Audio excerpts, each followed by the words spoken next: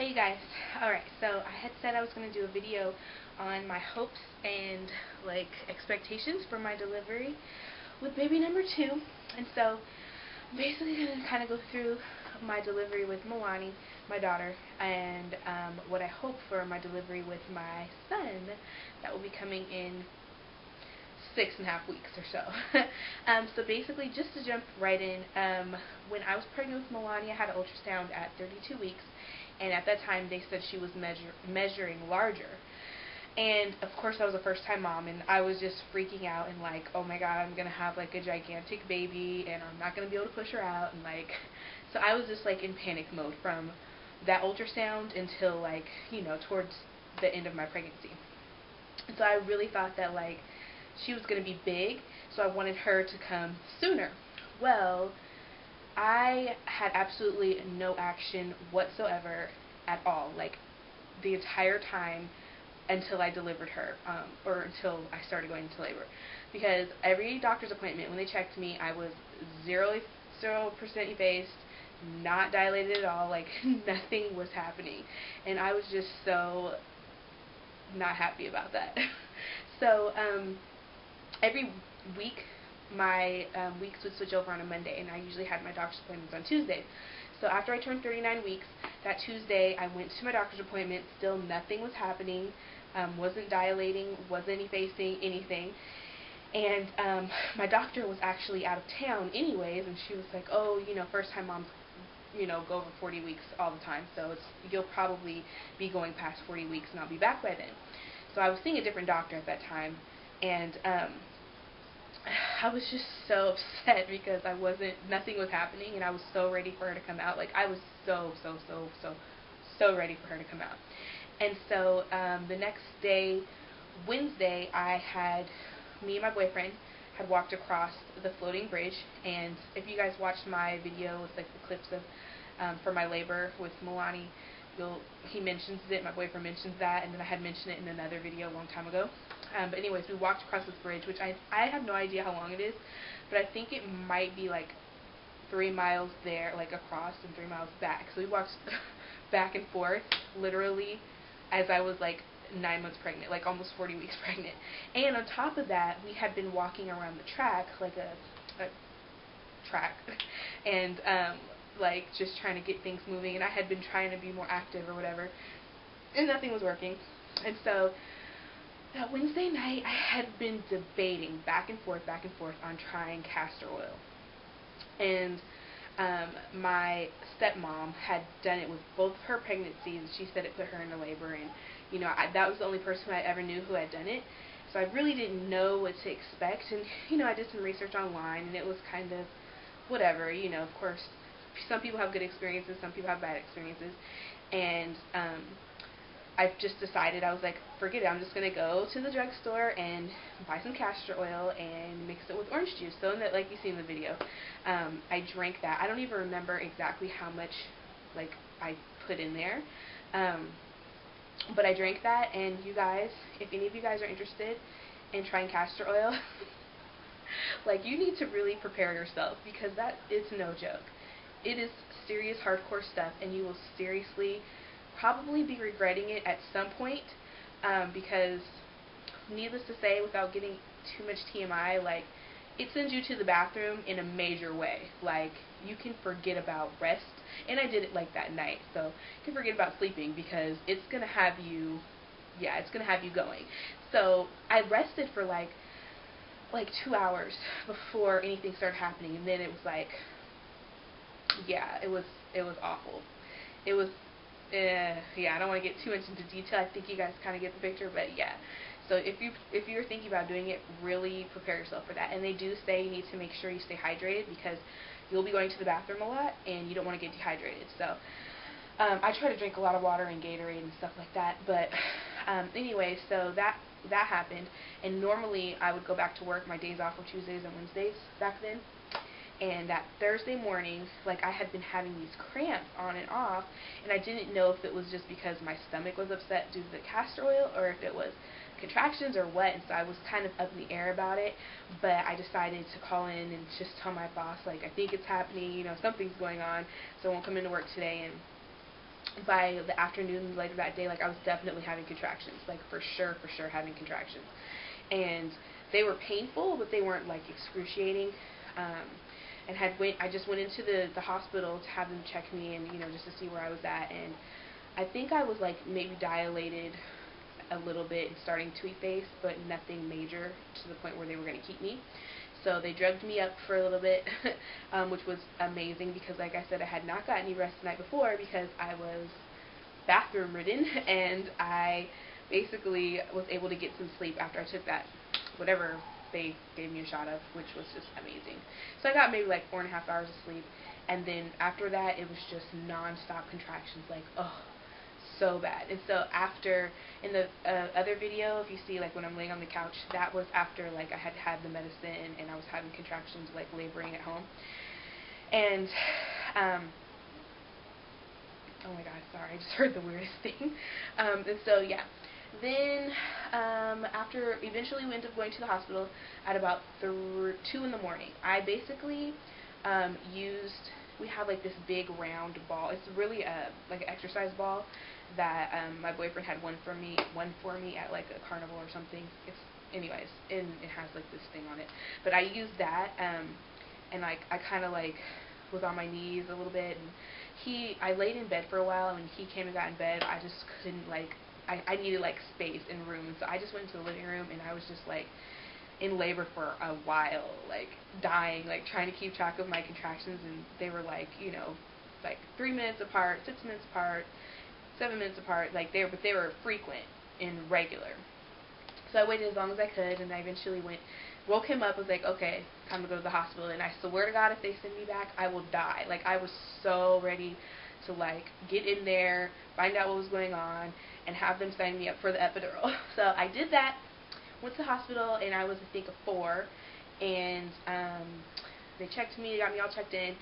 It took them forever to get an IV in my hand. I mean, I swear to you guys, it felt like it took an hour. It probably was less than that because I was having contractions that seemed longer. But it took them a really long time, and I was pissed because I'm just like, oh, like, really, I want my epidural. I want this to get going. Like, please hurry up. But I also think it could have been due to me being dehydrated. It was harder for them to get to my veins or something like that, because I was going to the bathroom a lot, so even though I was trying to stay hydrated, there was a possibility I was still dehydrated. So anyways, eventually they got that in, and I got my epidural by the time my mom had got to the hospital, so she didn't have to see me all in pain and everything. And let's see, after that it was just really smooth sailing. Like, it really was. Like, I got to rest, and my contractions were really strong and really regular, but I didn't feel anything. Like, they give you the little button, you can push if you want another dose of the epidural medicine or whatever, and it'll only give you like a certain amount, the maximum that you can get. But I was like pressing that button like crazy just to make sure I was like at the peak of the epidural medicine. And so I was like, man, I was feeling good. Like, you guys, I so respect anybody who goes naturally, and I do feel like the way I manage the pain, I could definitely go naturally. The problem with me and trying to go natural is that it's so unpredictable. You have no idea how much longer you're going to be in labor. That's the thing that scares me. It's the fact that I can handle the pain, but I don't want to having to handle this pain for like forever, So that's the reason why I opted for the epidural, and I'm glad that I did, because I was in labor for a while longer. And it feels so good. Like, it doesn't feel good when they do it. It doesn't, like, make you feel good, but just the fact that you're not in pain anymore feels great. Like, it just feels good to not feel the pain. So, anyways, and then about around 11-ish the next morning, like, I was progressing pretty well, and then I was almost to a 10, and she said we would start pushing around 12, around noon, and yeah, I was really nervous about pushing because I couldn't feel anything really, and it's weird. Like, I was nervous. I'm like, what if I don't do it right? Like, what if she's not gonna come out or something? Like, I was really nervous, and I ended up having some complications. Her heart rate was getting really, really high, and they took my temperature, and I had like a low-grade fever. Maybe it was like 101 actually. I had a little bit of a fever, and then the nurses were like kind of panicking a little bit, and they ran, like one of the nurses like went out the room to call a doctor, like kind of secretive, and it was just really scary kind of, and nerve-wracking, you know, because it's already scary enough, and that was going on. So basically they like had a whole bunch of people in my room, like a ton of people, and I only ended up pushing for, I think, maybe 15 minutes, because we started pushing right around 12ish, and she was born at 12:12. They did have to use a vacuum on her head, which I was not happy about, but they had to do what they had to do, and they got her out. My boyfriend wasn't able to cut the cord, and I wasn't able to hold her right away, but honestly, the adrenaline was catching me so off guard. Like, by the time they pulled her out, first of all, when her head came out, my boyfriend's like, "She looks just like you, Jade." Like, that was the first thing anybody said, anybody did, and like, when she came out, like, I was just so overwhelmed. I was like crying, and I could barely even look at her. They're like holding her, like, "Here she is," you know. I was like, it was just overwhelming. Like, it is the most crazy experience, crazy feeling when your baby is like being born. So they had to like take her over and check her up, and she was fine. Everything was good. And then of course you guys see in the couple clips, if you've seen the other video of me, like, you know, once I finally got to hold her, and we did get to get skin to skin contact, which I loved. And yeah, so she did, I think, due to the having to use the vacuum on her head was a little bit, you know, kind of cone headish. Of course, that's normal for any babies, but her head went back down like really, really fast. By the time, before they even got her like in their clothes and washed up, I think her head was already pretty much just round. So I was thankful for that, because I think she's waking up from her nap. I was thankful for that because, you know, cone head baby isn't always a good look, but it's totally fine, I know. But anyway, so overall, I think my experience was really, really good, except for the fact that it was a little scary towards the end. But my labor went well, you know, and I really don't have anything that I would change about it. Like I say, you know, the castor oil is hardcore, I wouldn't do it again, but I wouldn't change having done it then. Like, it was right for me at that time. Will I be doing castor oil this time? Definitely not. We will be finding other means to get this baby out of me. But because my boyfriend is gone right now, and hopefully he'll be back in time for the baby, I'm trying to hold him in until he gets here, but not past my due date. So I want to have my pregnancy just kind of over with already, but at the same time I want to take my time and let him come on his own.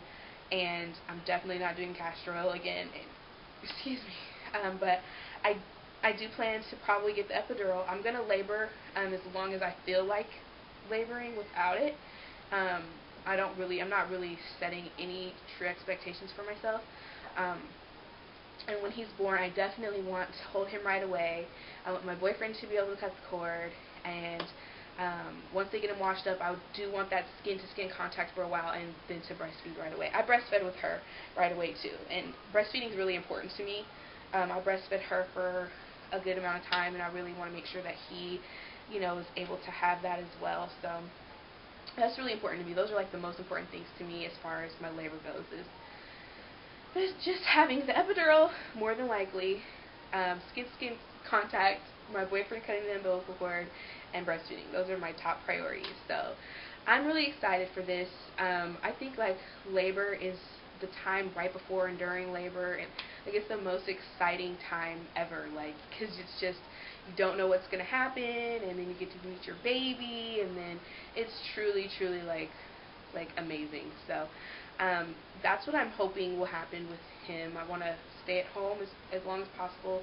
We're going to do some natural things to get him out once my boyfriend comes home, and then when it's time, I want to labor at home for as long as possible, then go home, then go to the hospital, and when I feel like it, have my epidural, get that in there real quick so I can chillax until it's time. Because that's the nice thing about the epidural, is you get to rest, you get to like be in the moment of what's happening and be excited. Like, you're not so like caught up in the pain, and you get to be like kind of somewhat like your regular self. Like, it's like a kid in a candy store, like, you know, like right before Christmas, like the night before Christmas, you're just waiting. You get to enjoy that.